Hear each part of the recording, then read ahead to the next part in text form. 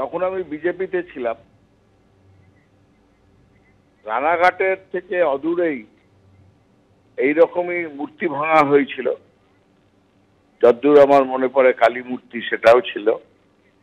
সেখানকার বিজেপি মন্ডল সভাপতি তারপর আমাকে পরে হয়ে যাওয়ার পরে বলল, আমাকে ওপর থেকে বলা হয়েছিল, সুতরাং আমরা কয়েকজনকে দিয়ে এই কাণ্ডটা ঘটিয়ে, সুতরাং এই যে একটা মূর্তি ভাঙা আর এইসব নিয়ে বিজেপির অভিযোগ, আর আসল ঘটনা কি পুলিশ নিশ্চয়ই বার করে ফেলবে, এটাও এই রকম কিনা সেটাও দেখার দরকার। সুতরাং আমরা এই পশ্চিমবঙ্গে ইলেকশনের আগে বিজেপির যে নানা রকম কূটনৈতিক মতলব থাকে, সুতরাং আসল কি আর বাইরে কি দেখাচ্ছে সেটা বিশ্বাসযোগ্য না।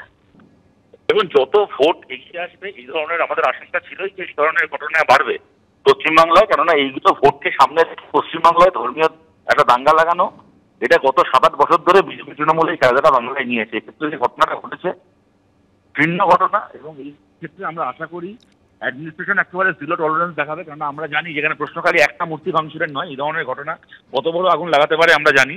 সেটাকে মাথায় রেখে কাউকে আইন নিজের হাতে না নিতে দিয়ে কঠোর থেকে কঠোরতম ব্যবস্থা পুলিশ নিক, এটা আমরা আশা করবো। কিন্তু আবার এটাও ঘটনা, যখন সরকারের উদ্যোগে সরকারের মদতে এই ধরনের ঘটনাগুলো ঘটানো হয় তখন পুলিশ কতটা কি করবে আমাদের সন্দেহ আছে। কিন্তু আমরা মানুষের কাছে আবেদন করবো, আপনারা বাধ্য করুন ওখানকার স্থানীয় প্রশাসনকে এর বিরুদ্ধে ব্যবস্থা নিতে। বুধবার সকালে একটি মূর্তি ভাঙা অবস্থায় পাওয়া যায়। তদন্ত শুরু হলেও স্থানীয়দের বিক্ষোভে পরিস্থিতি উত্তপ্ত হয়ে ওঠে। জাতীয় সড়ক অবরোধ করে মূর্তির বিসর্জনে বাধা দেওয়া হয়, আর বিক্ষোভকারীদের সরাতে ন্যূনতম বলপ্রয়োগ করে পুলিশ। সেই সময় পুলিশের ওপর পাথর বৃষ্টি করে বিক্ষোভকারীরা। এরপরেই মূর্তির বিসর্জনের ব্যবস্থা করে পুলিশ। অপরাধীদের খোঁজে চলছে তল্লাশি, মোতায়েন করা হয়েছে বাড়তি বাহিনী, এরকমই রাজ্য পুলিশের তরফে দাবি করা হয়েছে। তবে ঠিক কি ঘটেছে বিস্তারিত আমরা জানবো। সরাসরি নিউজ রুমে চলে যাব। দীপক ঘোষ আমাদের সঙ্গে রয়েছেন। দীপক, দেখো, ঘটনাটা ঘটেছে যেটা জানা যাচ্ছে মঙ্গলবার গভীর রাতে অজ্ঞাত পরিচয় দুষ্কৃতীরা হামলা চালায় কালী মন্দিরে, মূর্তি ভাঙচুর করা হয়। ঘটনাটা প্রথম নজরে আসে আজ ভোরবেলায় সকালে, যখন গ্রামবাসীরা দেখতে পান, তারা গ্রামবাসীরা জড়ো হন এবং তারা বিক্ষোভ দেখাতে শুরু করেন।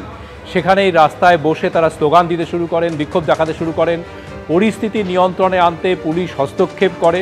দীর্ঘ সময় ধরে সে বিক্ষোভ প্রশমিত না হওয়ায় পুলিশ বাহিনী পরে বাড়ানো হয়, কিন্তু বিক্ষোভকারীরা শেষ পর্যন্ত জাতীয় সড়ক অবরোধ করেন এবং ভাঙা সেই মূর্তির সামনে রেখে, মূর্তিকে আগলে রেখে তারা সেখানে পথ অবরোধ করতে থাকেন, বিক্ষোভ দেখাতে শুরু করেন। এমন পরিস্থিতি তৈরি হয় যে বিক্ষোভকারীরা পুলিশের ওপরে, পুলিশের তরফ থেকে টুইট করে বলা হয়েছে যে পরিস্থিতি এতটা উত্তপ্ত হয়ে ওঠে যে পুলিশের ওপরে তারা আক্রমণ করে, পুলিশের গাড়ি ভাঙচুরের চেষ্টা চালায়।